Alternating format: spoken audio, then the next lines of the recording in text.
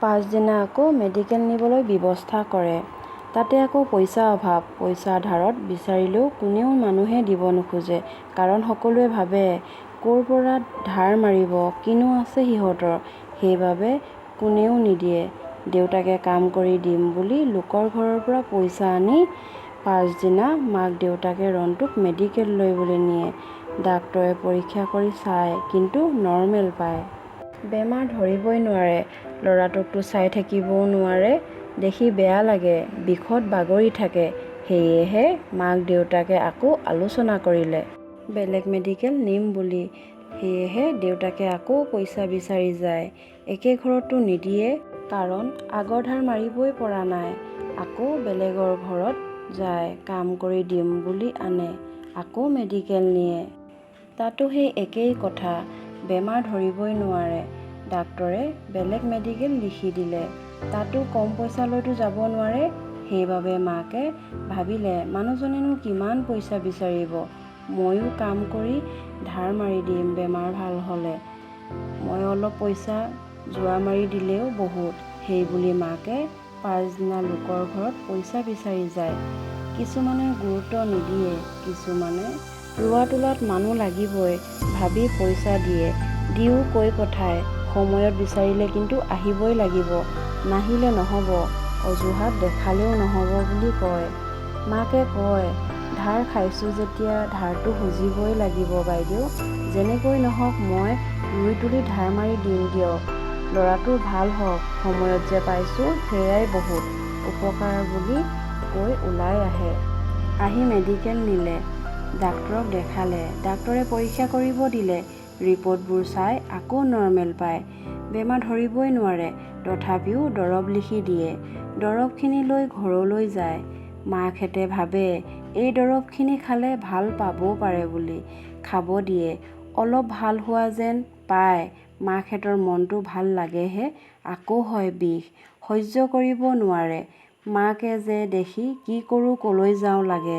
ভগৱানক কিমান যে প্ৰাৰ্থনা কৰে। কোনোবাই কয় আমুক ডাক্তৰজন ভাল, তালৈ লৈ যা। তালৈও ব্যৱস্থা কৰি লৈ যায়।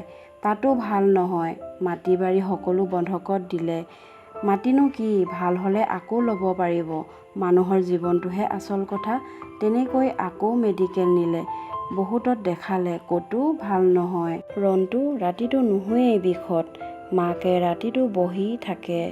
কেইবাবছৰ হ'ল ৰণটো ডাঙৰ হ'লেও মাকে ৰণটোক কোচত লৈয়ে থাকে। কেতিয়াবা ৰাতি ৰখিবলৈ গাঁৱৰ মানুহ, পৰিয়ালৰ মানুহ, ককাক আইতাক খুৰাকহঁতেও আহে।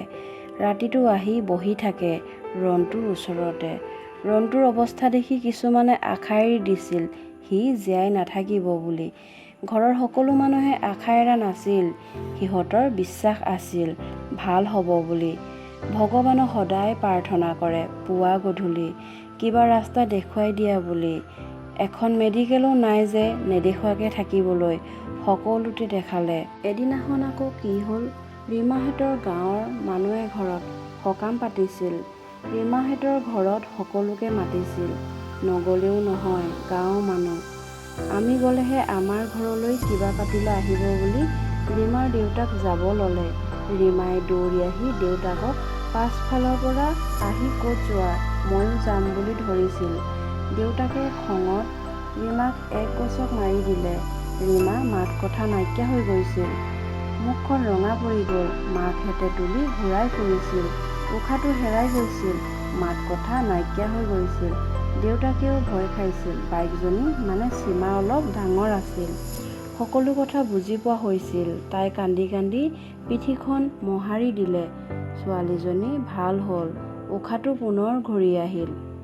তেনেকৈয়ে দিনবোৰ গ'ল। ল'ৰা ছোৱালীকেইটা ডাঙৰ হ'ল। কিন্তু ৰণটোৰ বেমাৰ এতিয়াও ভাল হোৱাই নাই। মেডিকেল নিয়ে থাকে। ল'ৰাটোৰ কেইবাবছৰ হ'ল। স্কুল তেনেকৈ যায়, আকৌ ঘূৰি আহে। পঢ়াটো ইমান বেয়া নাছিল, ভাল আছিল। ঘৰৰ সকলোৱে হাৰ মনা নাছিল। যোনে যলৈ নিব কয় তালৈকে নিয়ে। ল'ৰাটোক হেৰুৱাব বিচৰা নাছিল, কাৰণ এটাই ল'ৰা। এদিন দূৰৰ মেডিকেল এখনৰ কথা ক'লে মানুহ এজনে। তালৈ বুলি ৰণটোক মাক দেউতাকে লৈ গ'ল। দেখাই ঘূৰি আহোঁতে মানুহ এগৰাকীয়ে লগ পালে গাড়ীত। মানুহগৰাকীয়ে কোনো চিনাকি নাছিল, সেইদিনা লগ পাইছিলহে প্ৰথম। মানুহগৰাকীয়ে লক্ষ্মীহেঁতক সুধিলে, আপোনালোক ক'ৰ পৰা আহিছে, ঘৰ কোন জেগাত, আৰু ল'ৰাটো কি হৈছে? ইমান ডাঙৰ ল'ৰা কোচত লৈ আহিছে যে? ল'ৰাটো ইমান মৰম লগা। মাক দেউতাকে ক'লে সকলো কথা। বেমাৰৰ কথা মানুহে কেতিয়াও লুকুৱাই ৰাখিব নালাগে। কিছুমানে বেমাৰী বুলি হাঁহিব লাজত, পাছত কি হ'ব বুলি লুকুৱাই থয়।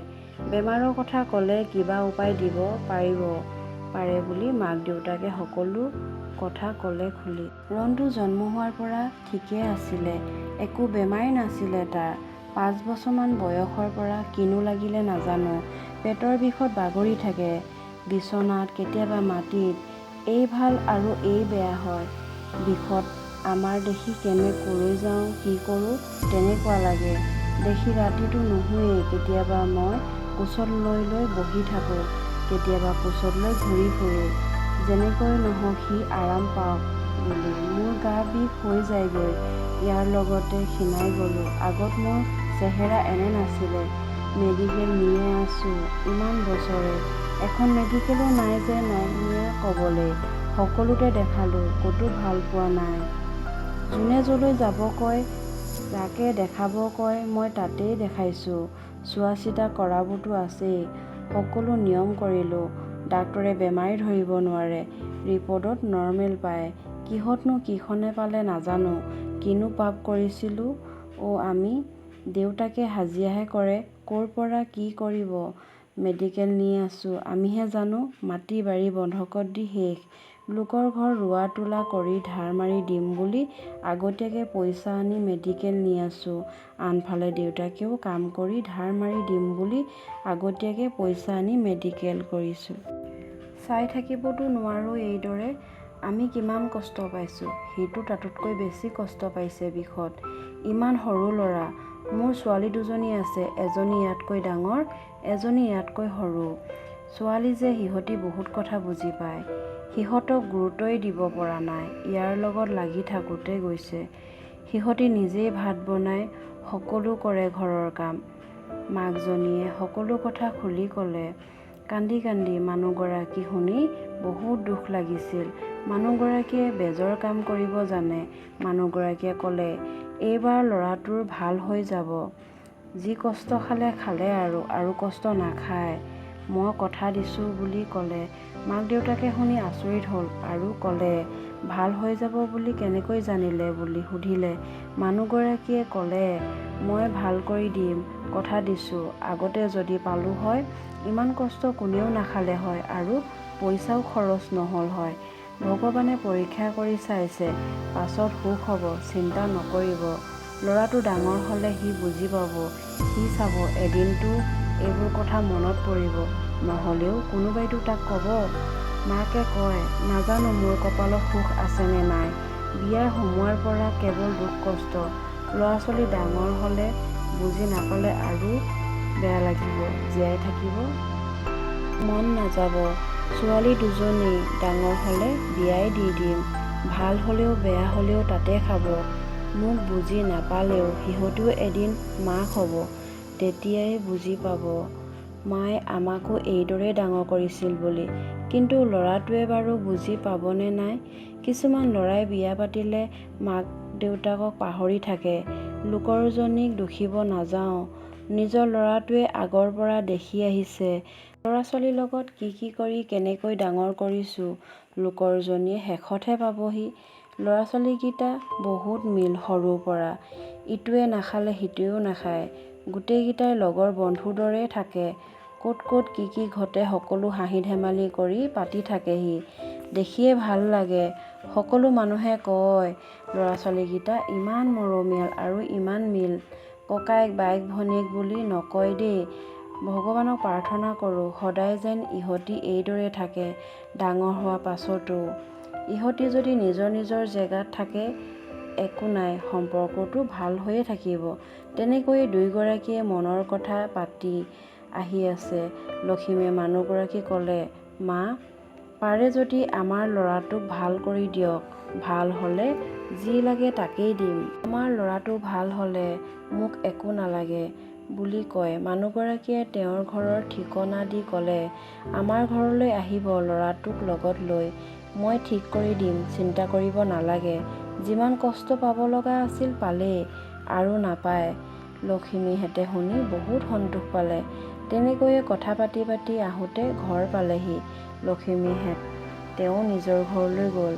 পাছদিনা ৰাতিপুৱাই ৰন্টু মাক দেউতাক মানুহগৰাকী ঘৰ বিচাৰি বিচাৰি ওলালগৈ। ঘৰ পোৱাৰ পাছত বহিব দিলে আৰু ৰন্টুক তেল জাৰি দিলে পেটত লগাবলৈ।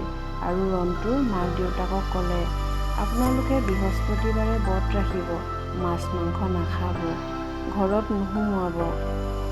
তেনেকৈ মানি যাওক। দুদিনমানৰ পাছত প্ৰমাণ পাব।